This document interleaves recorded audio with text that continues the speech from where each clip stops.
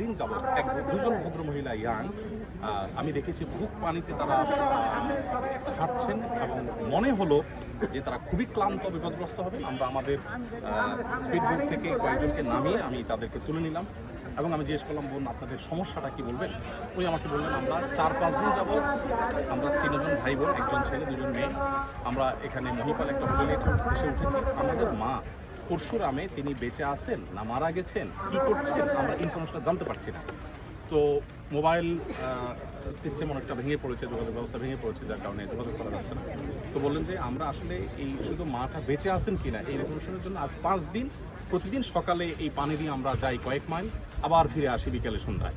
এটাই আমাদের কাজ, কিন্তু আমরা কোনো কুলকানা করতে পারছি না। তো এই জায়গাটাতে আসলে বিশেষভাবে ফোকাস দেওয়া আমার মনে হয় খুব গুরুত্বপূর্ণ। মানুষ খাদ্যে কষ্ট করছে আর তথ্যের যে গ্যাপটা তৈরি হচ্ছে, এটার কারণে মনে হয়তো আমার মা ভালোই আছেন, কিন্তু যোগাযোগ করতে না পারার কারণে এই মানসিক বেদনাটা অনেক বেড়ে যাচ্ছে। আরেকটি প্রশ্ন, সেটা হচ্ছে যে যখনই আমরা দেখি বন্যা কিংবা এই ধরনের প্রাকৃতিক দুর্যোগ হয়, তার পরবর্তী সময় স্বাস্থ্যের উপরে একটা বিরূপ প্রভাব পড়ে, সেটি পানিবাহিত হোক কিংবা চর্ম হোক, যে কোনো ধরনের। সেক্ষেত্রে সামনের দিনগুলোতে একে তো পুনর্বাসনের একটি বড় ক্রাইসিস তৈরি হওয়া, একই সাথে স্বাস্থ্যের। সেক্ষেত্রে আপনাদের কি উদ্যোগ থাকছে পুনর্বাসন, একই সাথে স্বাস্থ্যের মানুষকে সচেতন করা কিংবা কোনো ধরনের উদ্যোগ? দেখুন, এখন ত্রাণের যে প্যাকেটগুলো যাচ্ছে এর মধ্যে বিশুদ্ধ পানি যাওয়ার গুরুত্বকে সবচেয়ে বেশি আমরা মাথায় রেখে দিচ্ছি। গতকাল বাংলাদেশ সেনাবাহিনীর কাছে আমরা যে মালামাল হস্তান্তর করেছি, সেখানে প্রচুর পরিমাণে আমরা আলাদা করে পানির বোতল দিয়েছি। আমাদের কাছে ফেনী শহরের অনেক বাসিন্দারা বলেছেন, ভাই আমাদেরকে একটা পানির বোতল দেন, কারণ 8তলা 10তলা বিল্ডিং, আমি কালকে একটা 10তলা ভবনের 10তলা সিঁড়ি বেয়ে উঠেছি উপরে। 10তলা ভবনে বিদ্যুৎ নেই 4-5 দিন, বিদ্যুৎ নেই মানে হলো পানি নেই, তাদের স্যানিটাইজেশন ব্যবস্থাপনা ভেঙে পড়েছে। এই মুহূর্তে তারা এক ঢোক বিশুদ্ধ পানি চায় এবং তাদের সুস্থ রাখবার প্রয়োজনে আমরা যারা ত্রাণ কার্যক্রম পরিচালনা করছি, আমাদের বিশুদ্ধ পানি দেওয়াটা খুব গুরুত্বপূর্ণ। আমরা বিএসটি অনুমোদিত কয়েক লাখ পানি বিশুদ্ধকরণ ট্যাবলেট দিচ্ছি মানুষকে, আর পানির বোতল দেওয়ার চেষ্টা করছি। মূলত ওই রোডটাতে কিছুটা আপনার পানির কারণে রোড বন্ধ ছিল, আমাদের কয়েকটা কাভার ভ্যান 2-3 দিন সেখানে আটকা পড়েছিল, সেখানে শত শত ট্রাক পড়ে আছে। বাংলাদেশের সাধারণ মানুষ এই যে ঐক্যবদ্ধ প্রচেষ্টা করছে মানুষের পাশে দাঁড়াবার জন্য, এটা আসলে বিরল এবং এটা নতুন একটা দৃষ্টান্ত আমরা দেখতে পেলাম। টিএসসিতেও দেখেছি, আমরা আসুনা ফাউন্ডেশনে দেখেছি। এই অপরচুনিটিটাকে এখন সবচাইতে আপনার গোছালোভাবে অর্গানাইজ ওয়েতে এটাকে যদি আমরা ব্যবহার করতে পারি, আমার মনে হয়, আমি এর আগেও বলেছি যে 40-50 লাখ এফেক্টেড মানুষের জন্য 18 কোটি মানুষ দাঁড়িয়ে গেলে এটা কোনো ব্যাপার না ইনশাআল্লাহ। কিন্তু সেভাবে হতে হবে। স্বাস্থ্য সচেতনতা বৃদ্ধি করার পাশাপাশি বিশুদ্ধ পানি তাদেরকে দেওয়া দরকার। মেডিকেল টিম একটার পর একটা কাজ করা দরকার। আসনা ফাউন্ডেশন থেকে অনেকগুলো মেডিকেল টিম আমরা কাজ করব, আমাদের পরিকল্পনা আছে।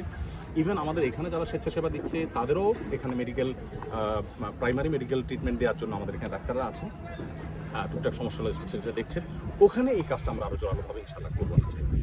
আর পুনর্বাসনের বিষয়টি, পুনর্বাসনের জন্য আমরা 22-এর বন্যায় আমরা 2000 পরিবারকে আমাদের পরিকল্পনা ছিল পুনর্বাসন করা। আলহামদুলিল্লাহ আমরা আমাদের সাধ্য অনুযায়ী তাদেরকে ঘর করে দিয়েছি।